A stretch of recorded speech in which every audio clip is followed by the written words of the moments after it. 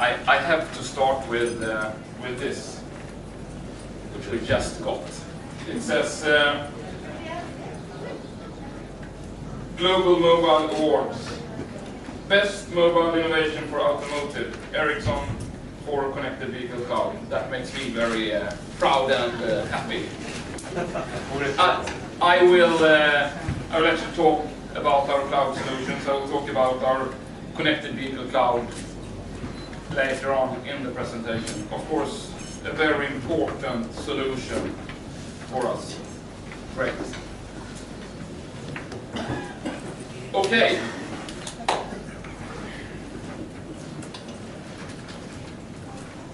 If you go back 100 years in time, we connected places. We connected homes, we connected offices. And then if you go back some 25 years in time, now you are all very young in here, so you might not remember, but if there is someone who is as old as me, you might remember that we walked around with those big bricks, and we were very proud back then. 25 years ago, approximately. That's when we started to connect people. And what is happening now, that is that everything is about to become connected. Our homes, cars, trucks of course, light bulbs in our homes, industries are becoming connected.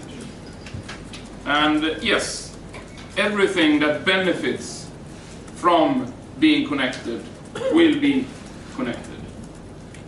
So this is our history, starting to connect places, connecting people, and we believe that very soon there will be some 50 billion connected things out there.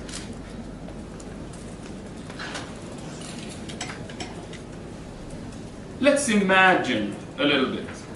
I don't want to spend too much of our time on this. I understand numbers and other things are important for you, but let's imagine the future a little bit.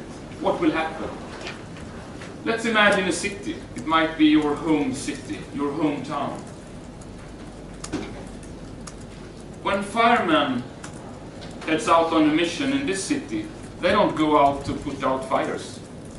They go out to make sure that fires never happens. Let's say there is a warehouse, you have sensors connected to the fire department. I understood that this morning there were 40 degrees Celsius. An hour later it was 50, and right now it's 60 degrees Celsius.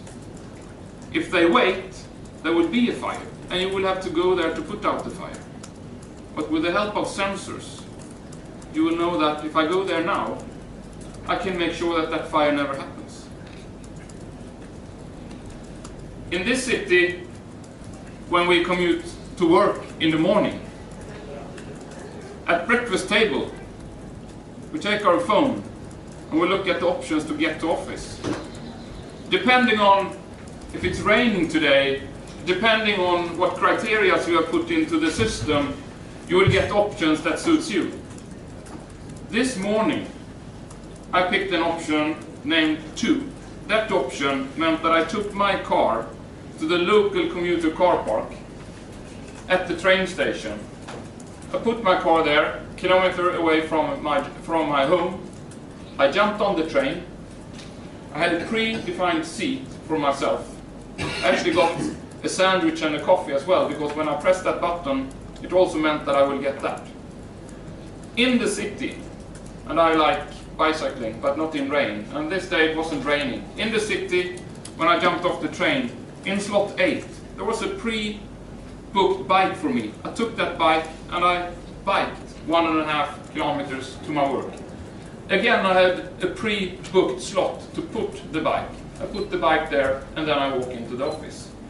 Everything booked, ordered, booked and paid for when I press yes, this is what I want. And of course, this is the way we want it, and the technology to do it is there. If we talk about utilities, I personally believe that if we use smart metering in a smart way, if we use what we can do with smart grids in a smart way, we can reduce energy consumption and use the energy we have today in a much smarter way. We can get rid of peak hours. A peak hour in the beginning of the day when we consume a lot of energy. We head to work, offices are starting up, industries are starting up. If we can reduce peak hours, it means we can actually reduce number of power plants. We can save money. This is about to happen. One more example. You can't see it, but it's actually a tunnel under here. That tunnel is always crowded. 3 lanes, full with traffic and crowded. And why is it crowded? It's crowded because our brains, we are involved in the traffic and driving the cars. It will not happen tomorrow. It will take a few more days or a few more years until we get there. But fact is, we're not using the roads in an efficient way. Just because we had congestion here, the road authorities decided a year ago that we'll build another tunnel because we need it. But then they realized with an intelligent transport system, we can actually use the asphalt we already have, the tunnels and the bridges we already have. But that means there is something else that will drive our cars through congested areas. And yes, that will be computers doing that. The technology to do it is almost there. But of course, it will take years until we get there. These were just a few words about what the future might look like. I'm not saying it will look like that. But for sure, with the technology we have, we can make that happen. So, when it comes to Ericsson, we believe that we can make a difference here. Industries are transforming quickly.